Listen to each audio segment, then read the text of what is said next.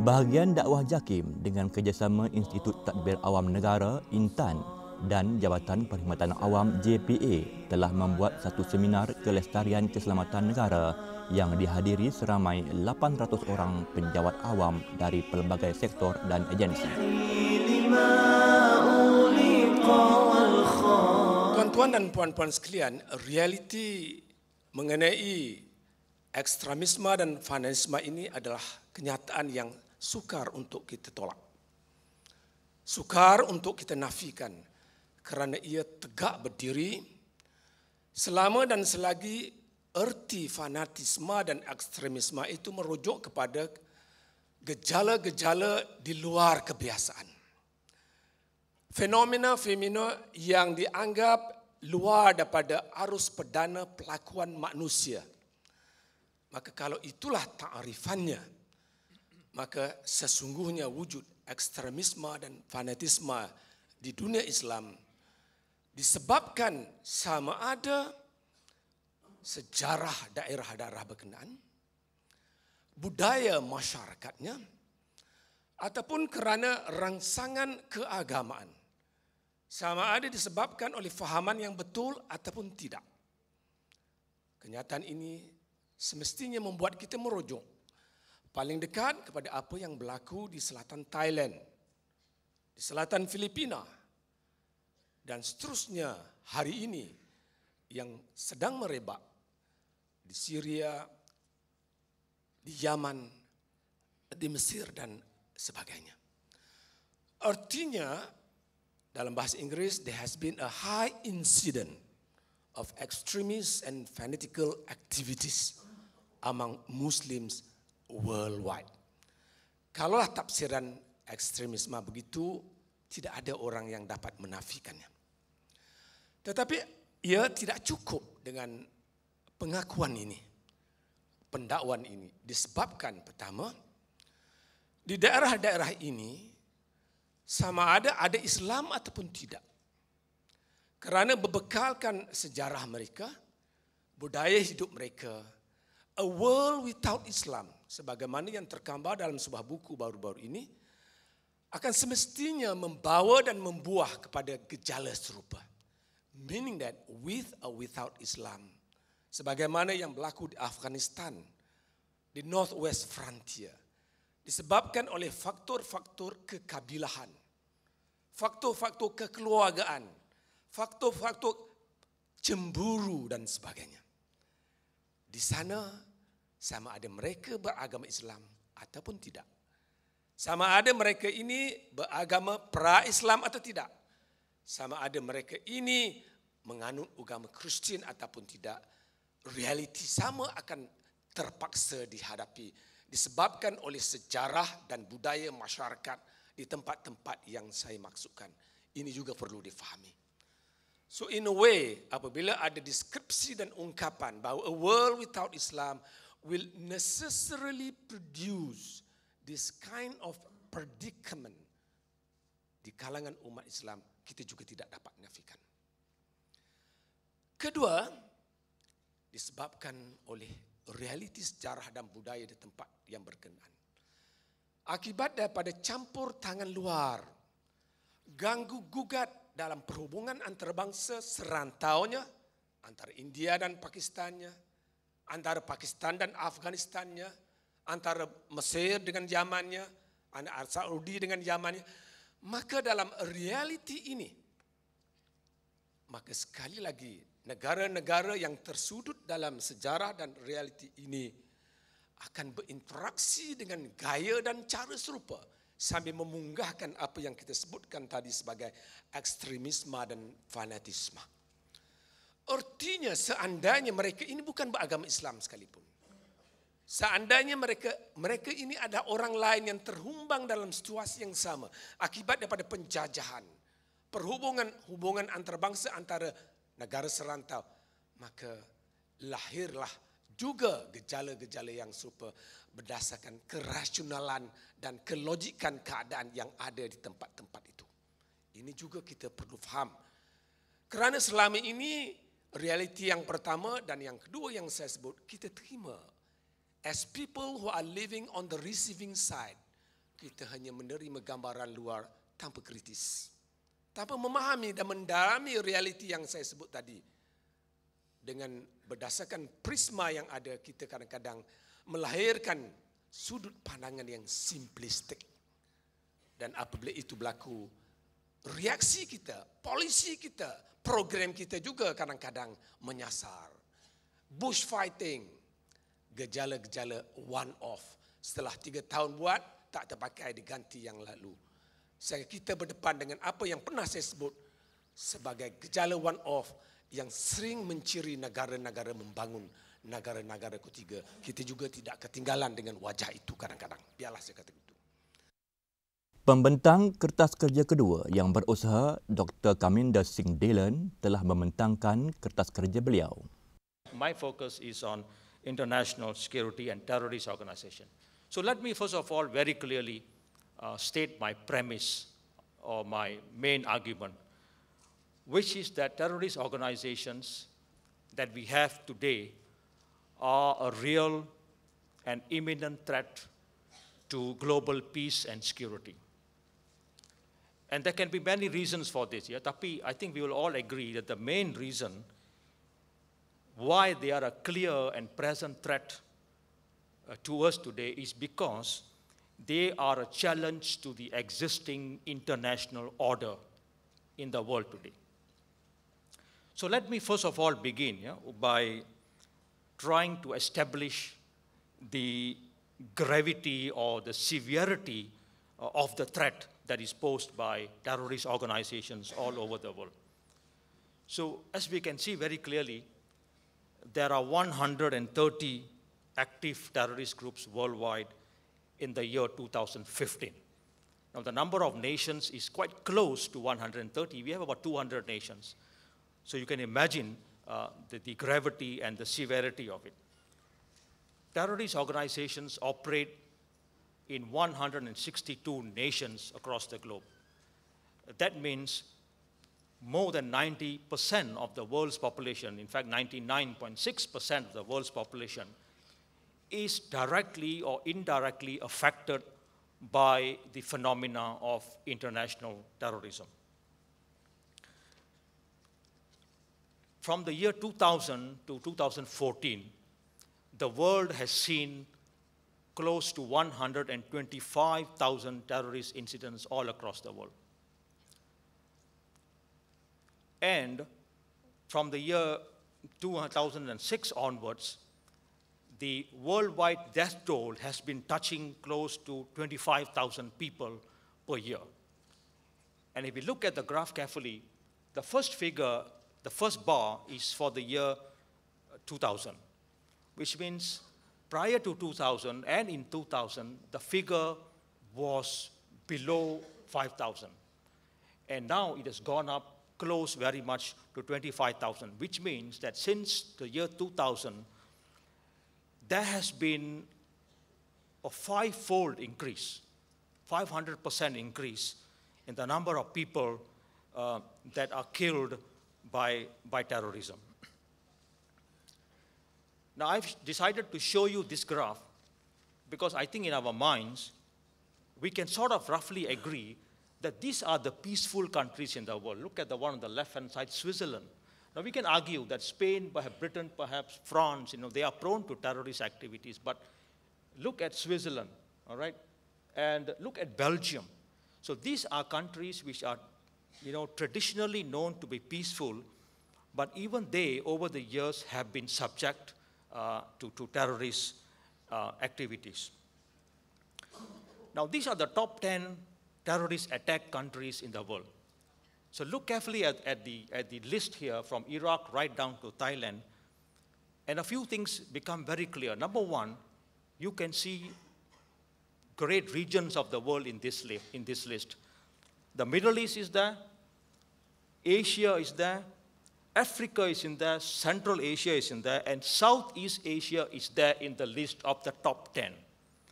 And if you look at the major population religions of these countries, you find that Islam is covered. There are Muslims in these countries. There are Hindus.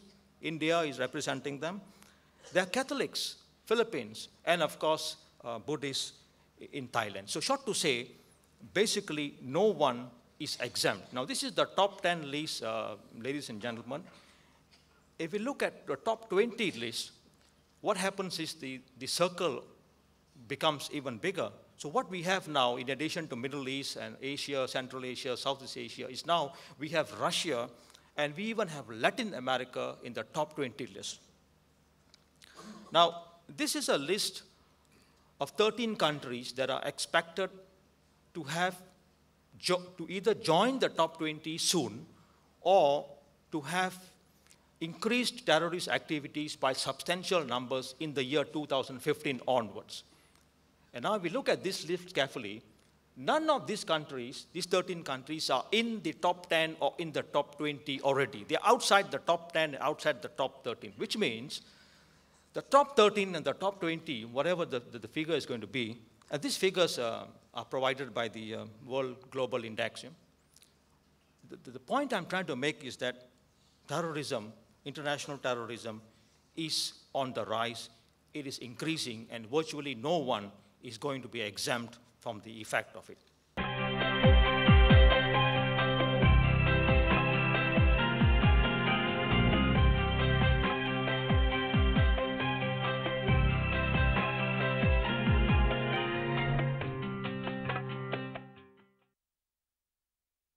Sesi kedua membawa tajuk mencerna konotasi jihad yang dipengerusikan oleh Ustaz Izam Padil, Pegawai Hal Ehwal Islam Intan.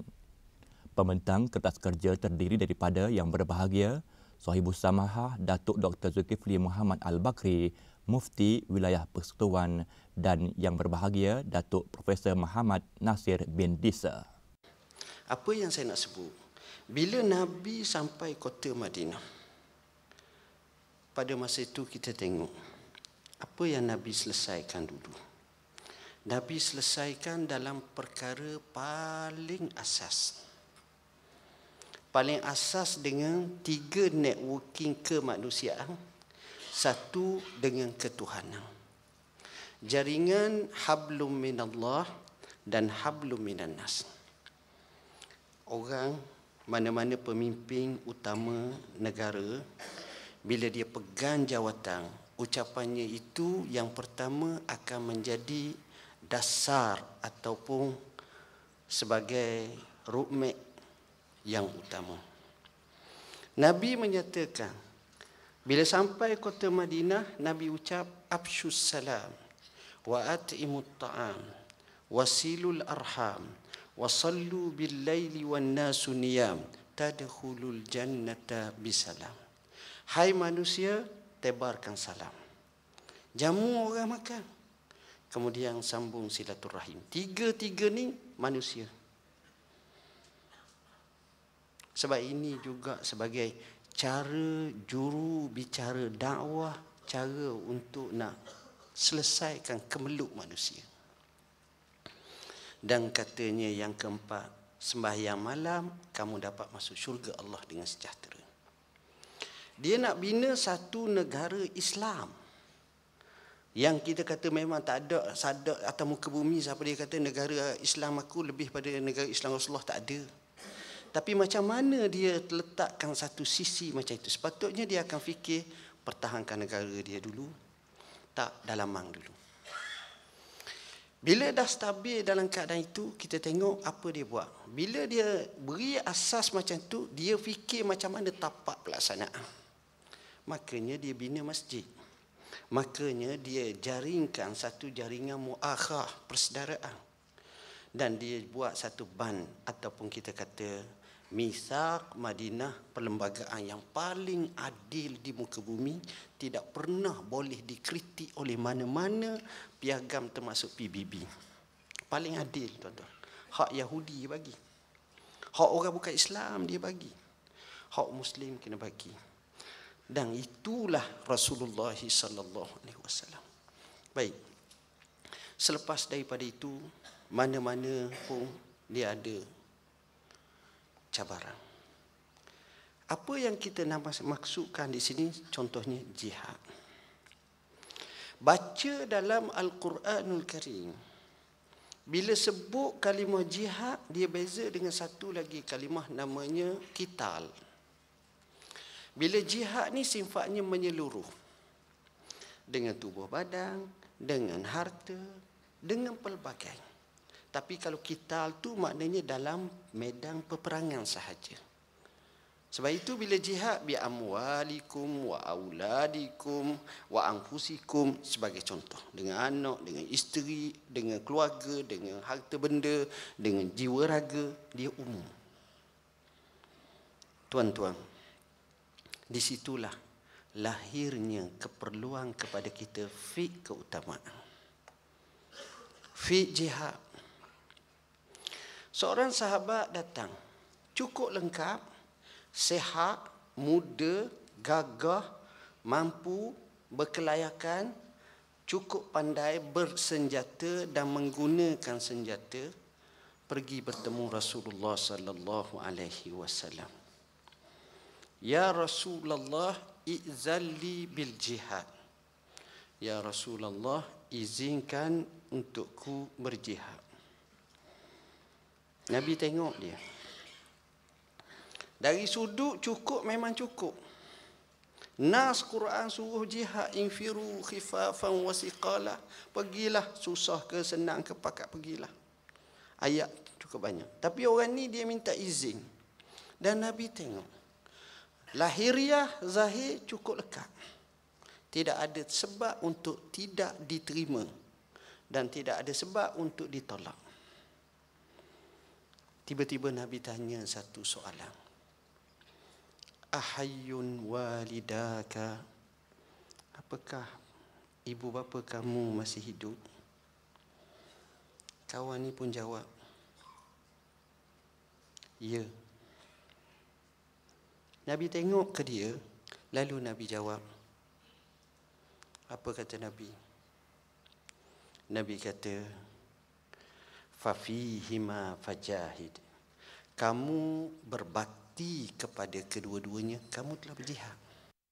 Mencari makna jihad dalam konteks semasa, tajuk yang dibawa oleh pembentang Kertas Kerja keempat. Masalahnya yang kita hadapi sekarang ialah, adakah IS itu benar-benar memperjuangkan apa yang dituntut oleh agama? Ini yang kita katakan tadi, matlamat dia tu kita tak faham.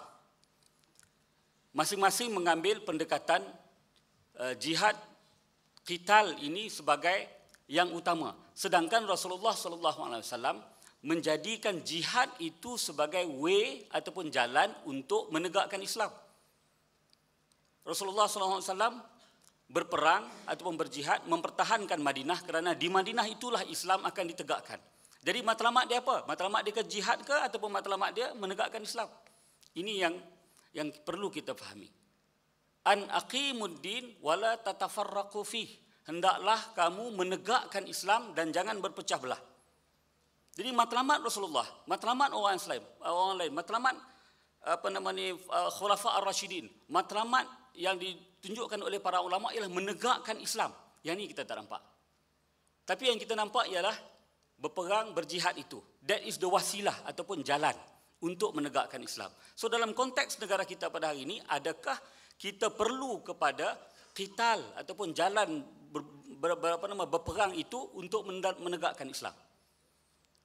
Ini yang perlu pada saya kita perlu jelas. Adakah dalam negara kita sekarang ini kita memerlukan kepada peperangan, pembunuhan, pertempuran dan sebagainya? Dan saya rasa itu jelas. Kita tak perlukan kepada itu. Yang kita perlu sekarang ini adalah kewajipan kita ialah an aqimuddin, tegakkan agama. Itu dari segi berdasarkan kepada Al-Quran. Surah Asy-Syura ayat 13. An aqimuddin wala tatafarraqu fih. So dalam konteks negara kita, berdasarkan kepada perlembagaan negara kita pun begitu. Ini yang topik saya, topik favorite saya. Di mana dalam perlembagaan kita yang menunjukkan bahawa kewajipan an aqimuddin ini. Mungkin antara kita setengah kita mungkin tidak pernah melihat kepada perlembagaan ataupun tak pernah tengok perlembagaan, tak pernah buka perlembagaan. So saya nak quote saja.